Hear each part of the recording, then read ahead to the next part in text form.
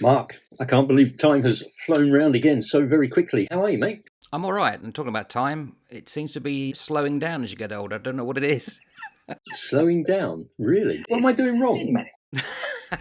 How are you anyway, sir? I'm not too bad. As time is slowing down, mate, what do you want to talk about? Well, we've known each other for a while, and although we're not the young lambs of old, we're not exactly gambolling through the fields, neither are we old knackered mutton. I suppose you could say we've been round the block a few times. Perhaps we've got some tips on life to give to people. What do you think? Well, we might have. Well, you may have. You're like academic and clever. Oh, really? Academic and clever aren't necessarily the same. Yeah, academic and common sense certainly isn't, but I agree. So that's what we're looking at. Is it then tips for the young? Yeah, tips for the young, and I guess we'll just throw one out there, talk about it, and back and forth. I don't know how many you potentially would have. I've actually written a whole shopping list with no eggs, of course. There's certainly no eggs. No, that's a New Zealand thing in the news at the moment. I'll go off then, and the thumbnail says, for the young at heart.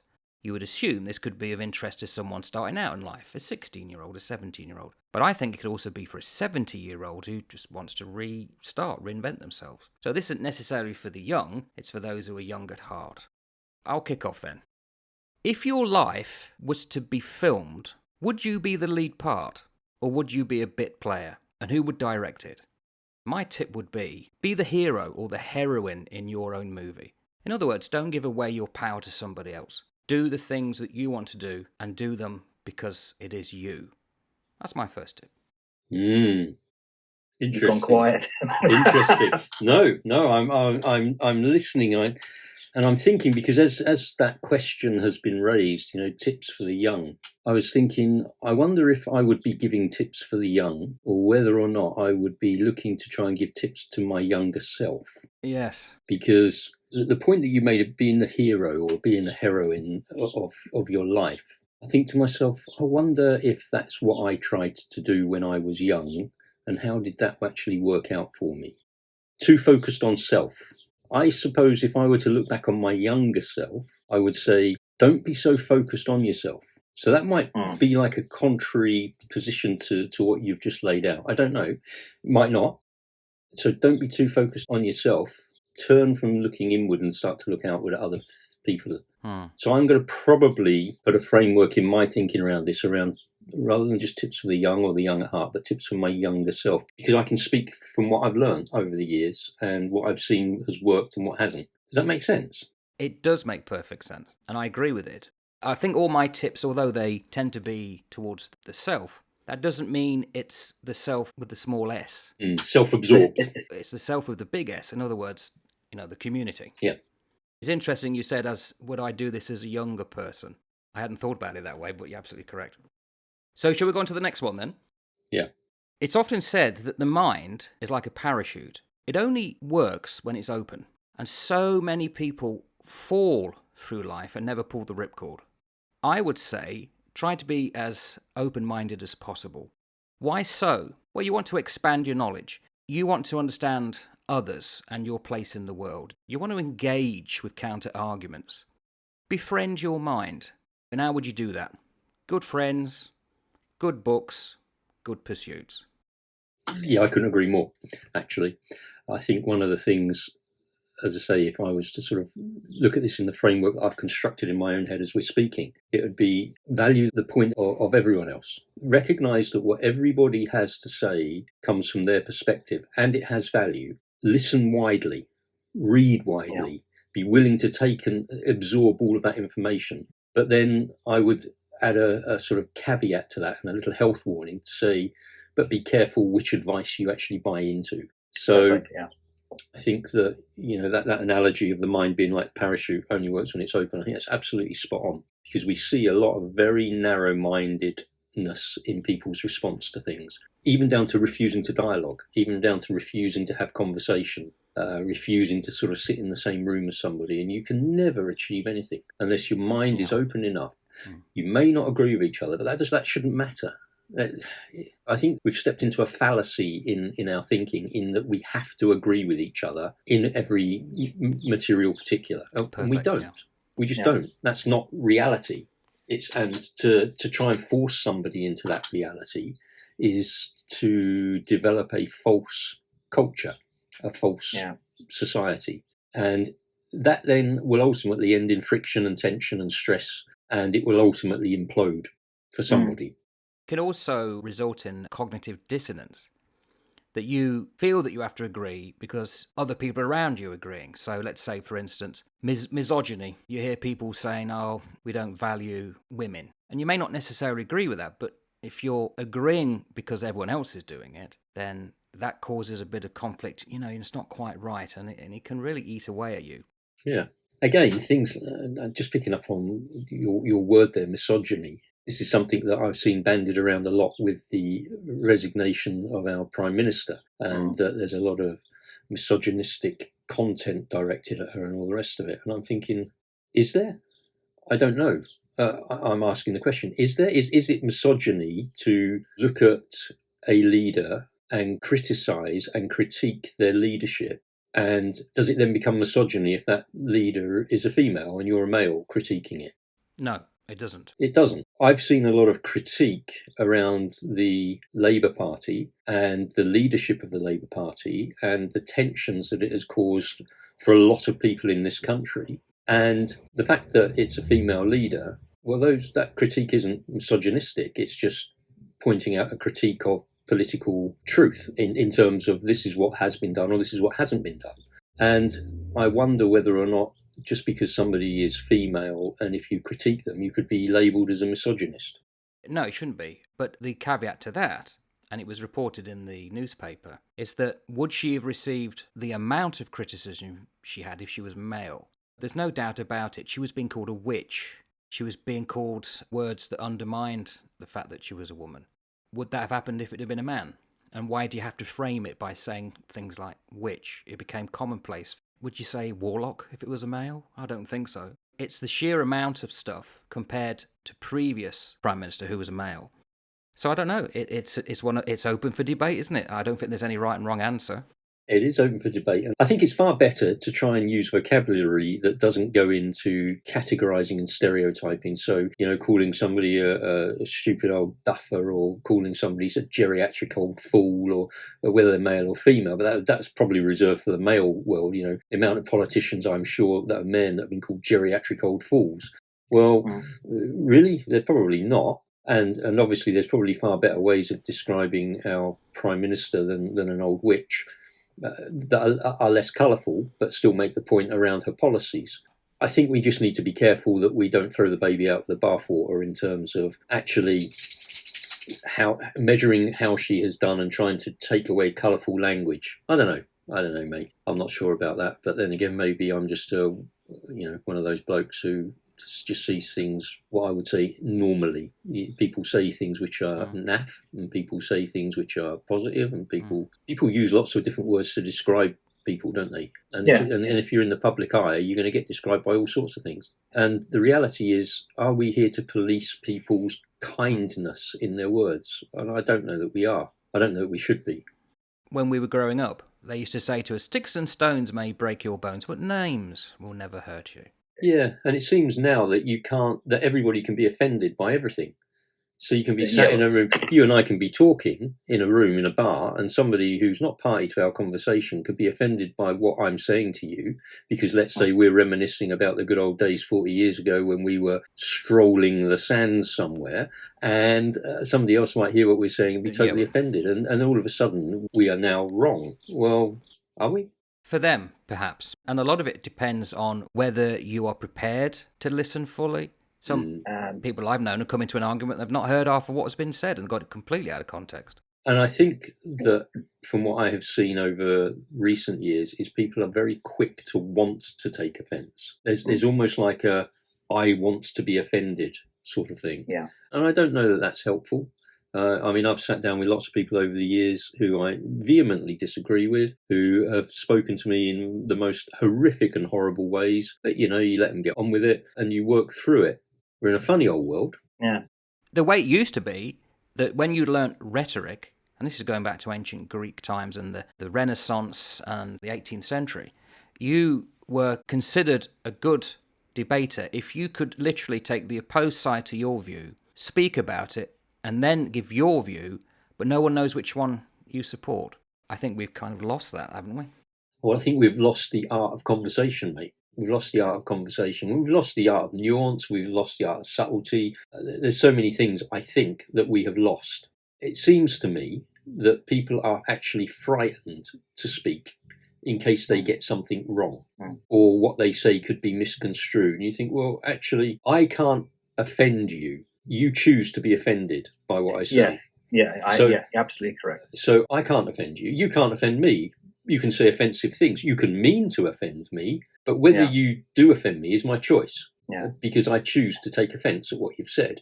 Now you can mean to be offensive, and your heart attitude towards me could be quite horrible. But going sort of rounding back to where we were looking at different people's views, keeping your mind open, and tips for the young is don't be so quick to flipping take offence at everything. Actually, sit back and listen to what somebody's got to say and filter it all, and don't be offended. People can be stupid. Stupid is as stupid does, and that just because people are stupid, don't take offence at them. Just because they say something stupid, don't take offence at them. Just let them get on with it. And I imagine that was something you had to learn very much in the police. Oh gosh, yeah. You can't imagine the type of things that have been, well, you probably could imagine, but lots of things have been said, and there's probably only a handful of occasions where I actually then resorted to having to get a little bit more friendly with somebody when they use certain words towards me. And that was when they then turned those words and actually then made sort of physical threats to my family. And that then sort of moves out of the rule book, and you have to deal with that, which was fine. That gets resolved. But the words themselves, as soon as directed at me, well, I've got no doubt that if we were to discuss some touchy topics on this channel, that there would be some people that would put comments in there. And I've read so many channels where the comments, and I read it and I think, why would you even say that about what these guys are talking about? Because what they're saying is conversation, or it's opposing views, and you should be listening to it, not just slagging one of them off because you don't like it. Yeah, you're missing the point. Yeah. And I think when I read a lot of comments on social media on different things that I listen to, and I think, gosh, you guys are really missing the point. Yeah. I made a mistake once of commenting on something, and I thought it was a real innocuous comment, and I got slammed by somebody for this comment, and I thought, how can you even read that in what I've said? Well, because people will read what they want to read, even if the words don't say that. Yeah. And it's certainly, it's not my intent. So my intent is never to cause offence knowingly. If you do cause offence, then it's certainly not intended. It's unknowing. We're going to cause offence regardless. You're not going to get away with it. Next up, mate, what have you got? You've sort of rounded that mind thing. Keep your parachute open. The mind is the next point. I didn't know whether to put this one in, but I put it anyway. The mind has various levels, of course. Yeah. And the way to think about it is not an automatic car, but a manual car. The standard H. In neutral. It's useful. It's actually a good way to clear the mind. Meditation, perhaps, or just thinking of nothing. The first gear would just be your mind engaged with gossip. It's pretty low level, but it's very popular. And in the past, very needed, because you wanted to know how your friends and family were, say, in the next village or whatever. There's a place for it, and it can be quite entertaining. The next gear would be perhaps engaging with local news. Getting outside of your bubble and understanding that there are other events happening in the local area. Third gear would be news from further afield, like foreign countries, foreign affairs that may affect you. But the fourth, and this is where my point is, try and be in as high a gear as possible most of the time. The fourth would be dealing with ideas. Why do we suffer pain? Why should we have it this way? Could we improve a system? An idea. And the fifth gear, the highest gear of all, would be to create new knowledge, new ideas. My point being, go up a gear occasionally and enjoy the ride. Go up a gear and enjoy the ride. I like it. Yeah, because if you're in first, you're pretty much like a rocking chair. You're moving, but you're not going anywhere. At least when you're driving in fourth and fifth, it's a much smoother ride and it's much more enjoyable. Absolutely. The mind itself is just a fascinating thing anyway, isn't it? I mean, I think it's the sort of rationalist mindset that says that the mind is just a concoction of chemicals that are almost sort of whizzed together in the brain, and that's the seat of the mind is in the brain. And yet I'm not sure that is the metaphysical way of looking at things, that the mind is far, far more complicated than that, and not only in terms of where it's located, but in everything that it reaches out into, past, present and future. So it's quite a fascinating concept itself, the mind. So getting it up into the higher gear. You're getting into subjects there that I would love to do an episode on. Where is the mind? Where is it? I was only reading something last night, I think it was, I think it was an old TED talk that was actually banned because it was put out as pseudoscience by, I think his name is Professor Sheldrake. He was saying that, you need to think about where the location of the mind is, and is it actually located in the brain, or is it located somewhere else? And how do we mix in and deal with it? It was quite a fascinating little talk. Let's say it got removed from the TED talk, but I think it got reinstigated. Well, I'm not surprised. I look at you and I see your room around you. You're in the 3D. You're in the third dimension. So if I was to say to you, Steve, could you lift up your elbow? And I'm doing mine. Could you show me your elbow? And you'd show me. But if I said to you, Steve, where's your mind? Could you show me your mind, please? You'd struggle to do so. But we know we have it. Yeah. But we can't prove it. So where is it? Yeah, that's right. It's in the fifth dimension, which is beyond the physics and time. And the interesting thing is, the phrase 6 degrees of separation? Yeah. So you will know somebody who knows somebody who knows somebody who knows the President of the United States. We are 6 people away from knowing everybody on the planet. So we're separated. But the fifth dimension, where ideas like hope, there are no degrees of separation. Everything's connected. Yes, there is an interconnectivity. And I think, again, that would be something that I would be looking at telling my younger self as well, that we are far more than the material substance that we think we are. So don't get too focused on living, and I mentioned this in one of our previous podcasts, don't get too focused on being a human doing. Focus on living as a human being. Actually be. And I know that in my younger self, I was focused on doing and very wrapped up within the material world in terms of everything I could see, everything I could do. And I think, talking to my younger self, there would be the opportunity to sort of grab hold of me by the scruff of the neck and say, right, sit down, shut up and enjoy silence. Enjoy silence. Yeah. Value silence, and value actually reflecting on not just the material stuff that's going on around you, but on everything else that you can't see and physically do. Learn to be a human being. There's someone in my family who can't see red and green. Yeah. So does red and green exist? I look at you, but I don't see any heat signature. If I put some goggles on, I could. We make out that the world is only what we see. Well, there's more to it than that. Oh, there's so much more to it. And I think that as a young person, the earlier you can grasp that concept that there is far more to life than the material, rational world around you, then the better you can actually transit through your life, because you become less concerned about stuff. You become less willing to dwell on stuff. You become less aggravated by stuff. One of the things that I used to always tell my teams back in the UK when I was running some young police officers in a particular group of people, I would always say to them, don't sweat the small stuff. Everything in life is small stuff. And they would sort of look at me, well, what do you mean? I said, well, look, you're really aggravated about this job that you've got. Don't sweat it, because ultimately, in the grand scheme of things, it's small stuff. So let's find your balance. Let's get yourself on the right track here, and don't let this become something that screws you up. And again, stop being so focused just on this, the now, the here, and actually take that helicopter view. Lift off and pan back, fly out for a while. Today's news is tomorrow's fish and chip wrapper. Exactly. And if in 5 years' time, are you still going to be fretting about the things that you're fretting about today? Probably not. Probably not. It came up before in one of the episodes, I can't remember which one, it's probably the first one we did about aging. You're not going to get to 80, 90, be on your deathbed and think, damn, if only I'd spent one more hour at work. Yeah, that's right. The other thing that I would tell myself, looking back, is the grass isn't greener. Well, it is in New Zealand. Well, an island. Yeah, again, perspective, right? The grass isn't greener. You know, your job may not be the best job in the world. Your relationships may be up and down at times, but the location that you live may be not ideal.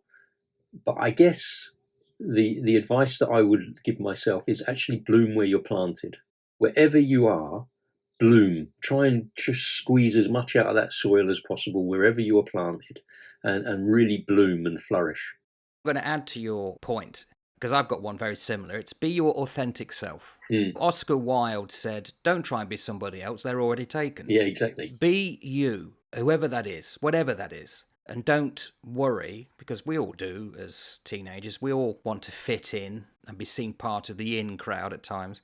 No, be yourself. You've been given your body in whatever form, shape, colour, be it, and just enjoy it. Yeah, totally. And I think as well, when you're wherever you are, is try not to get swept up in stuff. It's too easy to get swept up in things. I know from reflecting back over my career, there's a certain esprit de corps when you go into certain groups of people. You can almost believe that you are something quite special because you are now in this group of people, and I think that you've got to be really careful about getting swept up in all of that stuff. And I can think of lots of occasions where you can feel that sense of, oh, look at me, I'm very important. Even if you're not showing it, you're certainly feeling it. And that sense of importance can sometimes take you out of the moment that you should really be in. I mean, I can remember being in family holidays and zooming off because my pager went off and I was very important and I needed to speak to this person and only I could do it. And what did I lose? I lost time with my wife and I lost time with my children. And could somebody else have done it? Yeah, of course they flipping could. I'm not that important. But I can remember as a young man on the drug squad, when I was working on a drug squad and running some people who were giving us some information about bits and pieces, and my pager going off and picking it up while I was in this meal with some friends of ours, a whole group of people, and my pager going off. I can remember sitting there thinking, my pager has gone off, and almost like picking it off my belt and making a big show of my pager's gone off. Oh, look, I'm ever so sorry, but I've got to go and use your phone. Can I just get out of here now? Type of thing. This is the day before cell phones, obviously. And I'd say, don't do that. Don't be a prick. You don't have to do that. Do you remember, in the 70s and 80s, men especially, to look important, would go around with massive bunches of keys on their belt? What happened to that? That just suddenly disappeared. Yeah, keys. So many keys. You walk around like you're a flipping jailer, for goodness sake. And this swag of keys hanging off your belt. Clink, clink, clink. Yeah, I am very important. Look at all the keys I've got. In the medieval period, perhaps, if you was like going round, the bellman of London, but not now. Anyway, there you go. I don't know. It's just odd, isn't it? But things do like to make us feel important. I mean, I was speaking on Sunday and I was saying, actually, at the end of the day, we all like to feel important, but really, the focus shouldn't be on us. The focus should be elsewhere. I'm going to link one to that. I'm actually going ahead of my list here. Doing you a favour here, Steve. I think a lot of that is fear. Dune has got this wonderful quote. Paul Atreides says, fear is the mind killer. Mm. And fear basically sets us back. It gives this crippling doubt. Am I good enough? Therefore, I have to overcompensate by showing that I'm good enough because I'm the man or I'm the woman. In fact, when I saw you down on the South Island, my family and I was travelling around and we went to, I think it was Geraldine, and there was a cafe there. And as you're just going down the hall to the toilet, you have this wonderful little black picture, and there was just one word in white at the bottom, and it was doubt. D-O-U-B-T. But the word U-B-T was crossed out. So what was left as do. No doubt, do. Because this fear that, what would people think of me? Or I need to show that I'm better than I am. That just sets you back. It's a fear of failure. It's a fear of showing who you really are. Oh, I can't have fun in front of the plebs. I'm the boss. And that's all to do with doubt. And my tip would be, don't worry about that. Dare to fail. Don't be afraid to show yourself up in front of anybody because you're human. You're not perfect. Yeah, absolutely. I couldn't agree with you more. I think that wearing the mask or whatever it is that you put on in order to try and protect yourself and to pretend that you're something that you're not, and not to fall over, and just be real. Just be absolutely real with who you are, what you're doing, how you're doing it. Make the most of the people that are around you.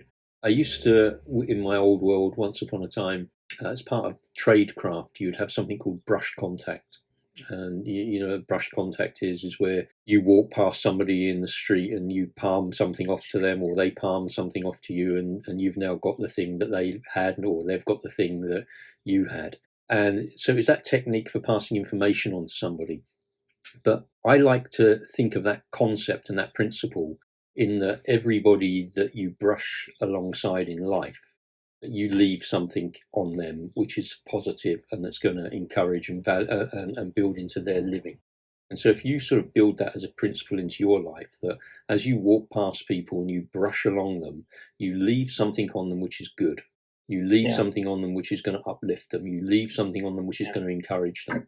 And as I reflect back on my younger life, I think, I don't think I played that out very well. I may have played it out well in the field, but I certainly didn't play it out well in my relationships. I didn't play it out well in the way that I connected with certain individuals that I should have connected better with. And I certainly didn't leave necessarily a good brush contact with somebody like I should have done.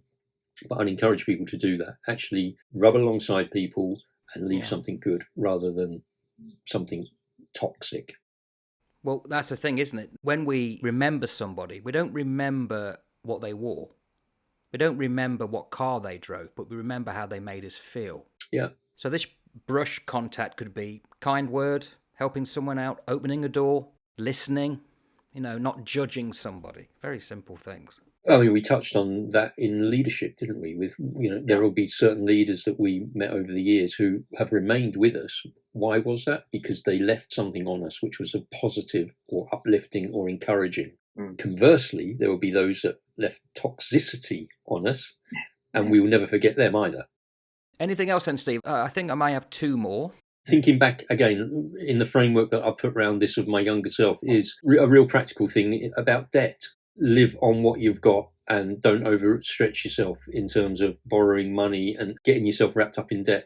When I cast my mind back to the amount of vehicles that I've owned over the years, or the amount of motorbikes I've owned, or the amount of money that I've wasted here, there and everywhere, it's true, the amount of money that I could have saved. So actually build disciplines into your life around how you handle your finances and be content with what you have. Learn to try and find contentment in life, no matter where you are and whatever it is that you're doing, rather than continually striving for just that little bit more, that little bit more, that little bit more. Because when you get that little bit more, guess what? You want that little bit more.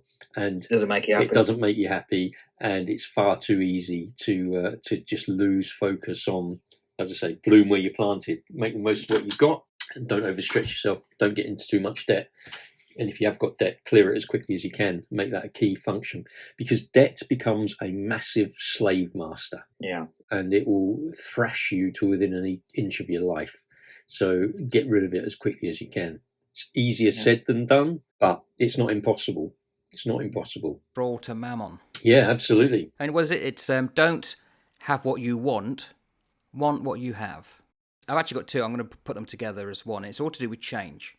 The tip is ignore the clock. And what I mean is, well, we could argue, is there such a thing as time? For instance, when is it noon in outer space? And time ticks away. And it manifests, I think, in two ways. What you just talked about. It's the fear of getting success by a certain age. Or I must have success by the time I'm this. Or I've got to have a mortgage by then. Or I must have a partner by then. Well, there's no such thing as time. So don't let time become a mental straitjacket, because it will just lessen your enjoyment of the now, where you are at. And I know it's very easy to say as you're getting old and looking back. If I was told that in my 20s, I wouldn't have listened, I wouldn't have understood, but it is true.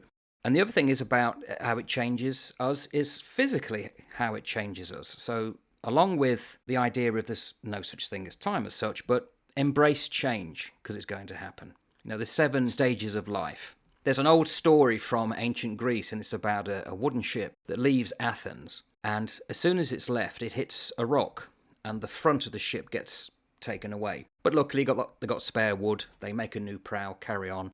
Then they come into a storm, and it takes away the mast. And they land on a beach, and they chop down a tree and make a new one. And there's all these misadventures. And by the time a year has gone by and it's got back to Athens, there's not one original piece of wood, rope, or canvas on that ship. It's still got the same name, but is it the same ship?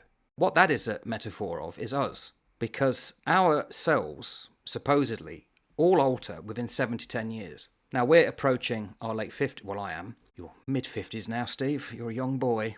But we have gone through at least 5 changes, and each change slightly alters your look. Well, don't fear that, because Heraclitus said, all is flux. If you look out a window and see a tree, tomorrow you look out and you think it's the same, but it's not. A leaf has dropped. It may have slightly gone over in the wind a bit.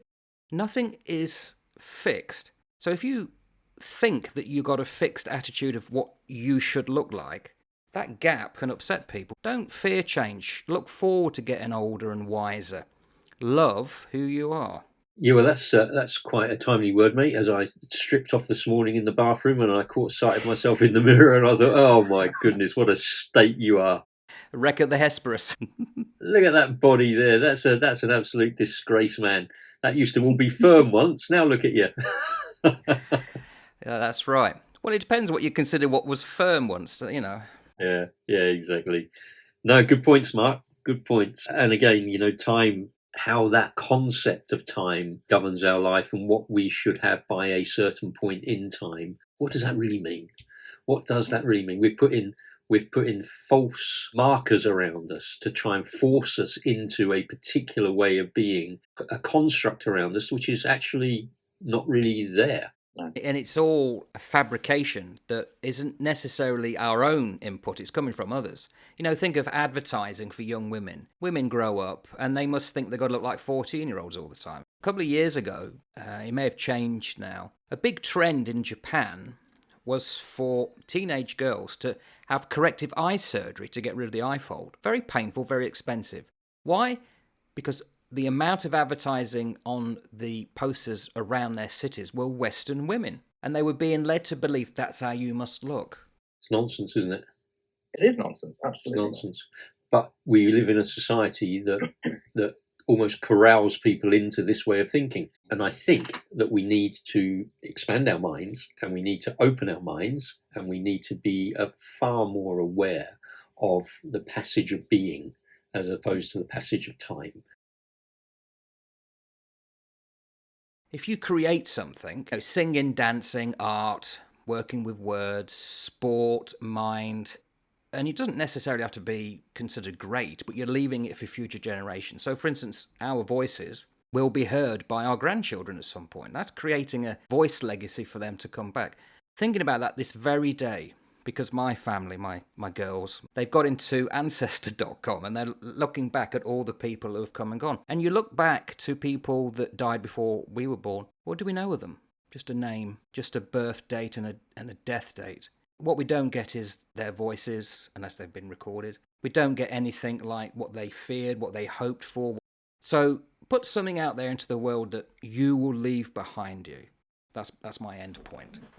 No, great point to end on, Mark. Something to think about, and hopefully that there will be something there that people that are younger than us will be able to pick up on and go, okay, you two old salts, we can build some of that into our own living. Who knows? Well, I'm going to listen to it and try and follow it.